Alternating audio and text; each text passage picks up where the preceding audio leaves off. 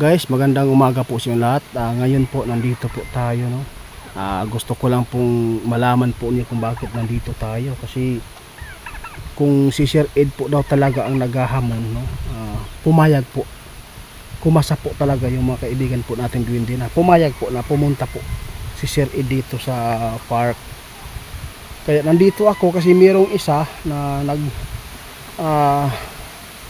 gustong makakaharap tayo, kaya gusto ko lang malaman ninyo na subukan kong ano kay kaibigan natin Duwende kung papayag po ba sila na tayo ay humarap po sa taong ito, yung nakamaskara, no. Kasi mahilig yan sa debate.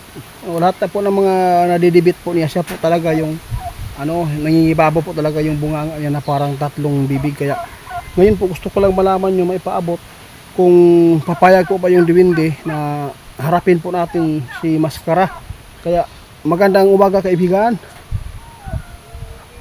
Si tatay, salamat tayo, ikaw po yung nandito. Meron po akong isang guni po sa inyo, kasi meron pong nagsasabi na pwede ba harapin po natin si Maskara, kasi nagpapasikat yun eh. Pwede po ba na harapin ko na lang? Ang sabi po ni tatay, guys, grabe, huwag mong harapin yan, kasi hindi naman po maganda po yung ginagawa ng tao niya, no? Paninira at saka para lang makapag-views at saka pagpapasikat. Kaya ginagamit po niya yung mga taong sikat para po siya ay umangat din. Kaya guys, hindi po papayag si kaibigan Duwende na tayo ay makipagpatol sa tao na yan. Kaya gusto ko lang malaman tayo kung ano pa ang gusto po niyong ma-advise sa akin, kasi po parang gusto ko na talagang patulan eh.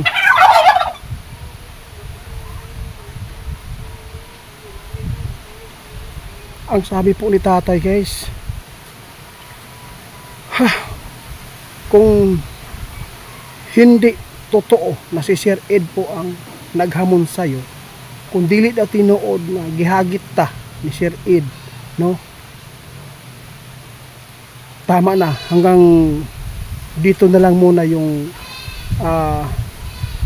pagsagot mo sa mga ginagawa ng nakamaskara, kasi po magaling po talaga gumawa po ng mga istorya para lang po tayo ay mapabagsak, no. Tay, meron lang akong itatanong, totoo po ba talaga na hinamon po talaga tayo ni Sir Ed Kaluwag? Sabi po ni tatay, guys, no, nirespeto lang po daw niya yung nakamaskara, kasi po lagi pong nagkikita sila doon. O, nirespeto lang po ni Sir Ed yung gusto ni Maskara. Totally, guys, hindi po talaga naghamon si Sir Ed, no. Ang isang tao, yung nakamaskara, siya po talaga yung gusto, no, na harapin natin. Grabe, no. Ang galing po talaga daw gumawa ng istorya. Ginagamit po niya yung mga tao na sikat para siya ay sumikat din. Kaya guys, sabi po ni kaibigan, hanggang dito na lang muna yung pagpatol nato sa nakamaskara, no. Hindi po totally na si Ed na naghamon talaga sa atin, no. Hindi po. Si Maskara lang po talaga yung nirespeto po niya, dahil po ay naging close sila. Kaya pasensya na po kayo, guys, no. Hanggang dito na lang muna yung pagpapatol natin sa kanya, no. Kasi po kung si Sir Ed, tatanggapin ko po na welcome po siya dito na pumunta. Sinabi ko na po anong lugar namin, o pwede po ako magsundo doon sa Davao para papunta dito, o meron kaming sasakyan, pwede anytime po kung si Sir Ed man. Pero kung yung nakamaskara lang, pasensya na ha, kasi hindi po talaga kaaya-aya po yung boses na yan, at saka hindi po kaaya-aya po na panoorin po talaga yung boses na lumalabas sa kanyang bibig, dahil parang tatlong butas yung bunganga niya. Kaya bakit po ba tayo pumatol sa mga tao na wala namang kwenta? Pero kung si Sir Ed, no, napakalaking halaga po sa akin. Ikagagalak po namin yan kapag siya po yung pumunta dito para makita kami. O, sir, sana pasensya na kung minsan na kita. No? Basta kung ikaw po yung maghahamon sa amin, kung di dahil kay Maskara, tutugunan ko yan. Welcome po kayo dito. Walang problema, hindi po kayo dito. Walang problema dito. Kaya nagpapasalamat po ako kay tatay, guys, no? Sinabi po niya, itiit, huwag mo nang patulan. Kahit po ay kumasa po yung silinyo na tanggapin yung hamon.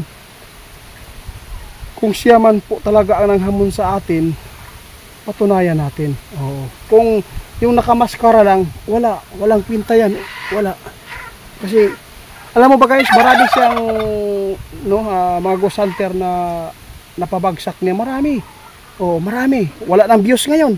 Oh, wala mga views na. Kunti na lang. Ito lang masabi ko. Meron po ba siyang naitulong? Oh, Maskara, meron ka bang naitulong sa pinapabagsak mo ng mga ghost hunter? Oh, may umangat. Pero hindi mo alam yung ginagawa nila na sila pala yung pinaka-harsh na nanghihingi po ng pira sa mga OFW. Oo. Before po kayo maghusga sa amin, wala pong involved po kami sa pira, no. O, matagal na po kami dito.